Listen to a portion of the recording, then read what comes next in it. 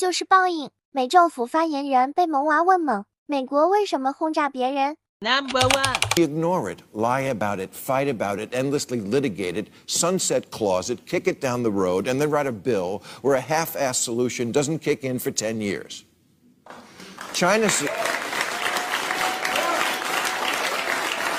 sees a problem, and they fix it. They build a dam. We debate what to rename it. Has built 500 entire cities from huge population from poverty to the middle class, cornered the market in 5G. Anywhere in the world these days, you better have a yen for travel. China alone, they have 40,000 kilometers of high-speed rail. America has none. Our fastest train is the tram that goes around the zoo in this impacted colon of a country. China sees a problem, and they fix it. They build a dam. We debate what to rename it. That's why their airports look like this, and ours look like this. 2 bus lines through environmental review. In Boston, took 16 years, 57-story skyscraper in 19 days. The San Yuan Bridge in Beijing in 43 hours. We binge watch, they binge build. We're not losing. Number. Did our country bomb at another country? Man, this is a tough crowd. I made that one up by myself. You got that one all by yourself? Well, the president wanted to make sure some of the people in the world that weren't being very nice to other people and did some really bad stuff, that we made sure they knew that that wasn't okay. And so sometimes we have to take action like that to deter, which means prevent other countries from doing bad stuff. So that's what we were hoping to get accomplished.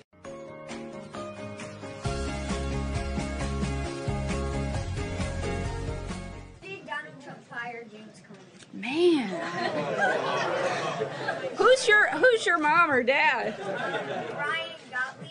All right, well, we're going to keep that in mind, Brian. So we're Brian's officially off the allowed to ask questions list. I'm kidding. In the pretty purple dress.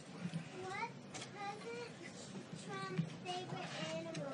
His favorite animal?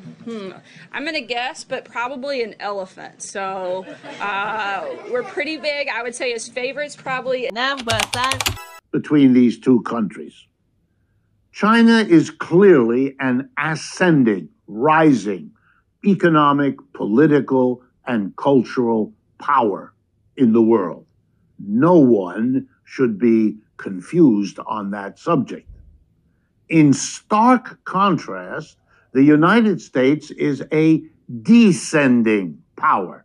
That is, the footprint of the United States is smaller in the world economy with each passing year.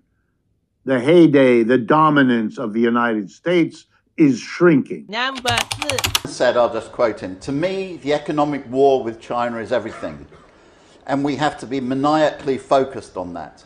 If we continue to lose it, we're 5 years away, I think 10 years at the most, have hit in an inflection point from which we will never be able to recover." He's talking about the United States, of course. That is, I agree with the assessment. Neocons in the United States, if they do not succeed in stopping China's national rejuvenation in the next 5 to 10 years, it will be impossible to stop. This will be very bad for US neocons, and it'll be very good for China and humanity. I used a phrase which some people like in China, which is that China cannot be murdered, so it has to be persuaded to commit suicide. I mean by this something very precise. No force outside China anymore is powerful enough to stop China's rise and national rejuvenation. But there are people outside China who wish to disorientate China internally and make China commit suicide. Now, you might think that's crazy. How can you persuade a country to commit suicide? But I have lived through it. The Soviet Union was never defeated from the outside. The Soviet Union was persuaded to commit suicide. Number one. China has never been an acquisitive country. It's sought, in its history, it's sought harmony for some pretty interesting times and lots of wars within China. But as far as desiring to take over other places and so on, that's never been the case. And you put that together with the experience you have with Chinese people, with the people at all levels, then in your heart, you know, that's not going to happen in the way that lots of people portray it's going to happen. What if those guys who want to examine China through the ideological lens, through the use of different symbols? Well, it's part of its resentment, part of its fear. Thought through as that of the Christian West. These two great traditions, therefore, can both claim unique legitimacy, but neither can easily claim dominance or ascendancy. The question now is which is best placed to comfortably live in a world with the other without tension or an ambition to control and monopolize. It is likely that the Chinese traditions of thinking, with their ability to accommodate such different and often radically divergent ideas and principles over the last 2 millennia, such as Taoism, Confucianism, Buddhism, and their more modern worldviews, which have emerged in the Chinese cultural and linguistic world since then, may be more flexible and accommodating. Western intellectual traditions have had a habit to consolidate, systemize, and aim for coherence and completeness. This, of course, has been their great strength. But perhaps in post-modernity, there are now opportunities for a liberation of thinking where the West and the East can finally engage in a fruitful dialogue and not aim for dominance. People can be bilingual in 2 different languages, but being bilingual in 2 different views of the world and 2 different traditions of thinking is not easy, and sometimes seems to be next to impossible. It's my submission that one of the most urgent tasks for Europe and America now is to address this lack of fundamental knowledge about Chinese intellectual traditions, so that at least we know what we are trying to manage and work with, rather than operating on assumptions. On the whole, China, and of course other Asian countries, have done far better at acquiring at least some knowledge. There's no greater miracle than has happened in China, and I've been in the fortunate position to know the Chinese people, many people who have become 30-year type of friendships, and then I was able to see things. And so I can only describe what it is through my eyes. It's, to me, the perspectives are different. And one of the leaders described to me that the essence of that difference is that in the United States is a country of individuals and individualism, and it treasures the individual. It treasures the revolutionary individual, the Steve Jobs type of personality who will disrupt the system and so on. And in China, it is the family, and as an extension of the family, the collective. And he described that the word country consists of 2 are healthy, and that is perfectly okay. Now, I first went to China in 2007 when the country was beginning a very big economic boom. There were 2 events that really highlighted the future of China's growth. The first happened in 2008 with the Beijing Summer Olympics. Now, the Summer Olympics in 2008 were honestly just some of the most beautiful Olympic Games that you've ever seen. And I think China did a phenomenal job, putting together this Olympic Games.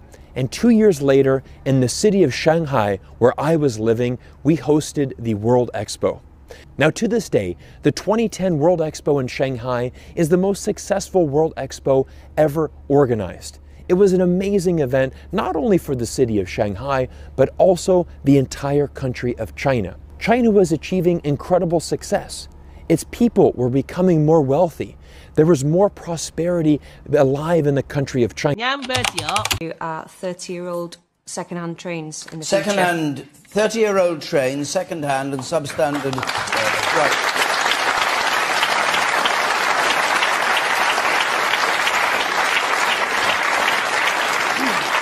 Well, you feel very strongly, obviously, and it's something wherever we go in the country, we're hearing these complaints about our transport structure. Isabel Oakeshott. Well, totally not. I mean, as a hard-pressed commuter who suffers daily on substandard train services, that absolutely can't be right. And I was looking into this earlier and just wondering, for the sake of argument, how the Chinese do these things. And I noticed that they were able to build a whole new station in the space of 9 hours by flooding it with thousands of workers. We should be much more imaginative about getting infrastructure in quickly instead of condemning people to being isolated in remote areas. shared a taxi coming here, and the commentary I can tell you in the taxi was that the roads looked better than the area where we were living in England. I'm delighted to hear it, but I have to say to you, it was much better than in Buckinghamshire. But everybody in their own area complains, and the truth is our road repairs have been very, very bad, and it's deteriorating. And yes, austerity has prevented expenditure on all sorts of things that we could need to spend money on. But equally, if we cannot borrow. Occasionally, you look out the window in my office in Cambridge at this bridge, which goes across the Charles River between the Kennedy School and Harvard Business School. In 2012, the state of Massachusetts said they were going to renovate this bridge. It would take 2 years. In 2014, they said it was. Finally, last year, it was finished 3 times over budget. Now, compare this to a similar bridge that I drove across last month in Beijing. It's called the Shenyang Bridge. In 2015, the Chinese decided they wanted to renovate that bridge. It actually has twice as many lanes of traffic. How long did it take for them to complete the project? 2015. What do you bet? Take a guess. Take a look. The answer is 43 hours.